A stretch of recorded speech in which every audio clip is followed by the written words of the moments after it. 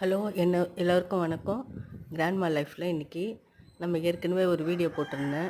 சென்னை மசாலா வீட் கட்டோரி அதோட லிங்க்கு தான் இது. முதல்ல அதுக்கு தேவையான பொருள், மசாலா செய்கிறதுக்கு சென்னா வேக வச்சு எடுத்துக்கணும், உருளைக்கிழங்கு வேக வச்சு எடுத்துக்கணும், ஒரு வெங்காயம் பொடியை நறுக்கிறது,